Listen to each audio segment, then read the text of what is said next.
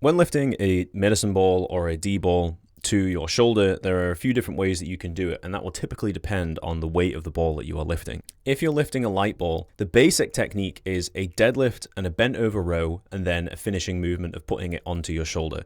So when you're here, you're kind of doing a Romanian deadlift. You're then doing a bit of a row movement at the same time, and then there's this final little curl bit where you put the ball onto your shoulder. So when you're moving a weight that is light like this, it's typically as a warm-up exercise or part of a conditioning circuit. And so as a result of that, form is important.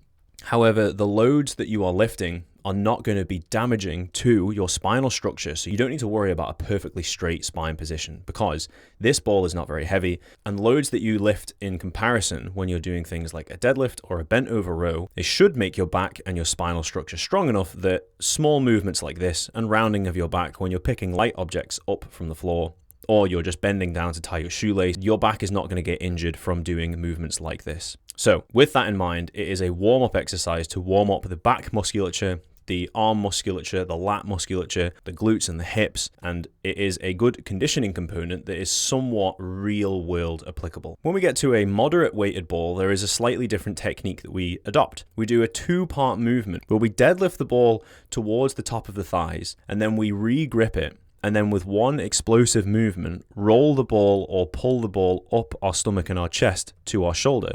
So it's this second part here is a hip in conjunction with me pulling it into the stomach, which then gives enough momentum for the ball to finish up on the shoulder.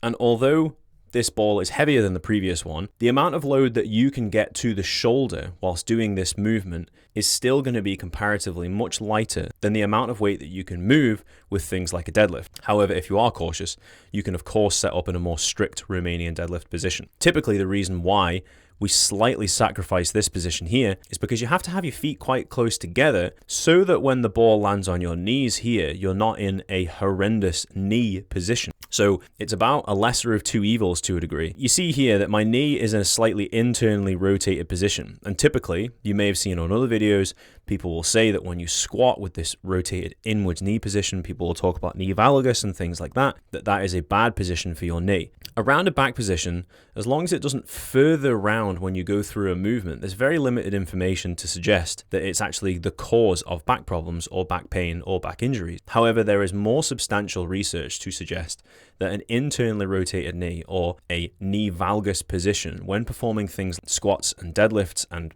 this movement, for example, that can translate to knee-related issues when you perform sports like running, especially if there is a change of direction involved within that running, like repeated sprint sports, basketball, football, rugby, tennis, etc. So if we're trying to minimize the risk of something that has research to suggest that it's bad, that may come at a small sacrifice of a potentially rounded back position. So this is a stronger joint than this. And that is why you will typically see people who do strongman related movements slightly sacrificing their back position to protect their knees. And it's not necessarily for that reason, it's just because when you get to this position here, you have to have the ball resting on your knees because your arms aren't strong enough to hold the weight. So you have to have your feet quite close together, and the size of the ball will slightly dictate that as well. Once the ball is on your thigh, however, it is an aggressive arm pull and a hip thrust to get it up to the shoulder in one fluid movement.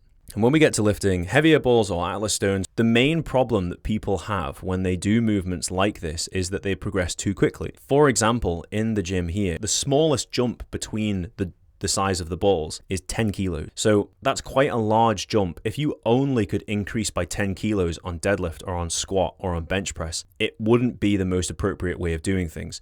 And so that's typically where most people struggle, is that they go from 50 kilo and then the next jump up is 60. And so it's not so much that the movement is causing the problem, it's that the rate of progression isn't appropriate. So bear that in mind when you're making a decision on which ball to try and lift. It's always better to be working within your means so that you can then use this movement to improve things that you're doing in the rest of your life, because it is what we would consider a real world applicable movement.